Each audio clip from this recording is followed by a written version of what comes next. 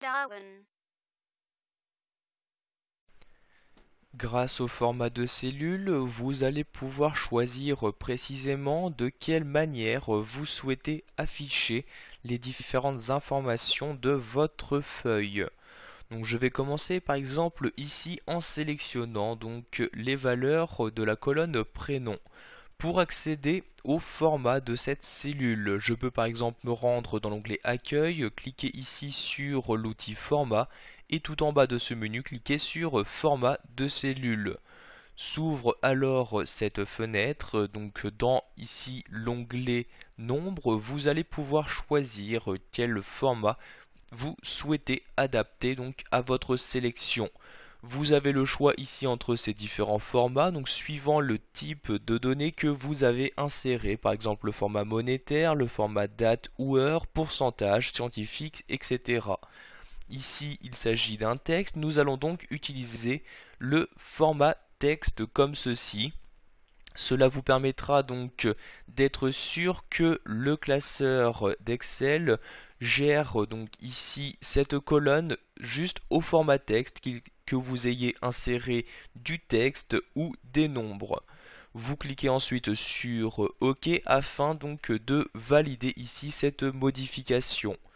Nous allons maintenant apporter donc cette modification de format par exemple sur la colonne date. Je sélectionne ici les différentes valeurs de cette colonne. Pour accéder au format de cellule, je peux également faire un clic droit sur ma sélection et dans le menu contextuel qui apparaît, cliquez ici sur cellule. Vous allez alors choisir ici le format à adapter. Donc ici, il s'agit d'un format date. L'avantage est que je vais donc maintenant pouvoir choisir ici pour les dates de quelle manière je souhaite les afficher.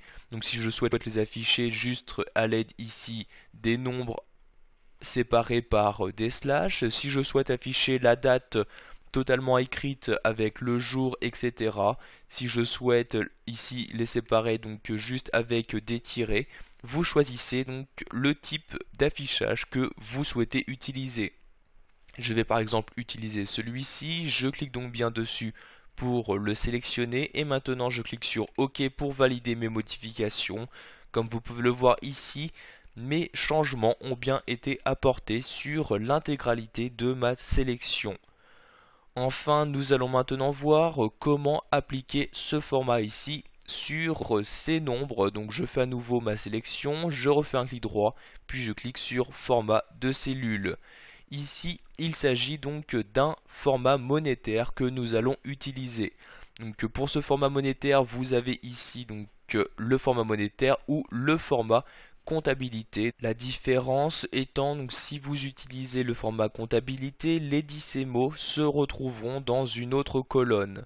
Ici, nous allons donc utiliser le format monétaire. Je me rends donc dessus. Je vais pouvoir choisir maintenant le nombre de décimales à utiliser, le symbole suivant l'unité que vous utilisez. Vous cliquez sur la flèche, vous pouvez utiliser des euros ou autre monnaie en la choisissant dans ce menu. Ici, je vais donc utiliser les euros. Je choisis ensuite le type d'affichage à utiliser pour les nombres négatifs. Donc vous choisissez ici ce type d'affichage. Je vais garder ici le premier.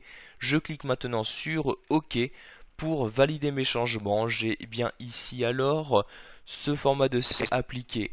Dans notre cas, les décimaux ne nous servent à rien. Je vais donc choisir de ne pas les afficher. Je retourne ici alors dans les formats de cellules et je vais descendre ici à 0 le nombre de décimales. Je clique ensuite sur OK.